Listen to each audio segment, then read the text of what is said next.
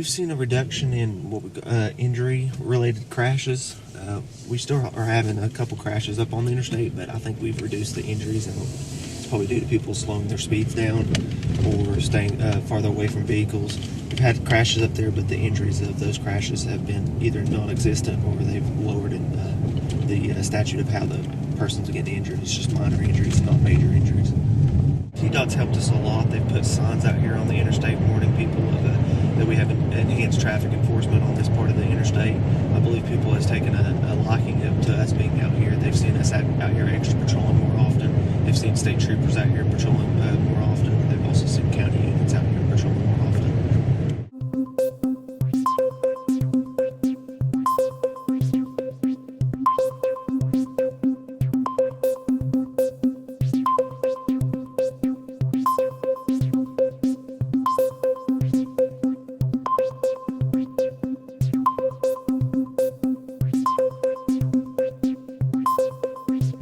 A lot of people come to Johnson City for work, for travel, to come visit family, and the population increases, especially during the work week.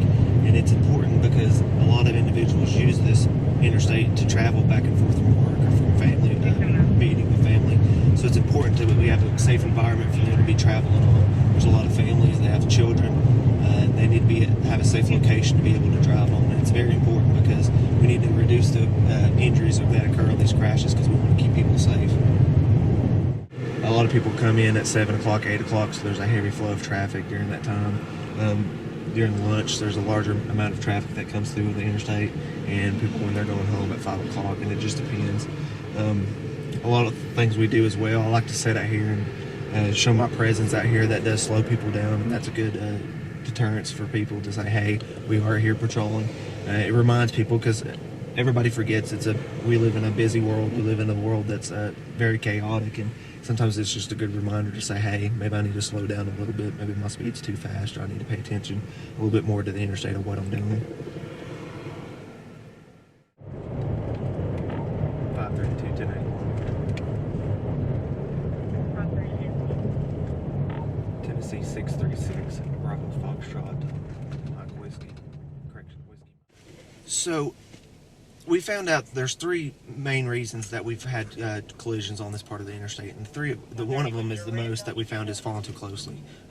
Vehicles tend to follow too closely to the other vehicle in front of them, and we typically like to talk to people and say, hey, the reason I pulled you over, and this is the reason that I pulled her over, is that you were too close in front of the vehicle in front of you, because by that time that car may immediately brake for something, may swerve into something, and you don't have a lot of reaction time at the closer you are to that vehicle. I informed her of that. She said that she apologized. I think that vehicle, I guess before we observed them, that he cut in front of her. I didn't observe that before they stopped. I explained to her that this is just a warning process. We're just more out here to inform the driving public of what's going on. Like I said, this is the one biggest thing that we found out here that's what's causing collision is what people are doing, is what we call falling too closely. That's what we're trying to prevent, so we can further any other accidents, especially with injuries. I would always encourage people, if you're going to a location that you have to at a specific time, to leave with enough time so that you can get there at a safe manner, so you don't have to rush, because studies have found that you speeding, trying to get to a location at a specific time, would only save you just a couple minutes. It's not going to be much for you. I always tell people, put down any kind of distractions, cell phones, makeup, food. I know that people have children in the back. Try not to engage with those children or take your eyes off the roadway, because anytime you take off the eyes off the roadway for just a couple seconds, it can be enough to cause a collision. It can be enough to cause injury to yourself or to other people.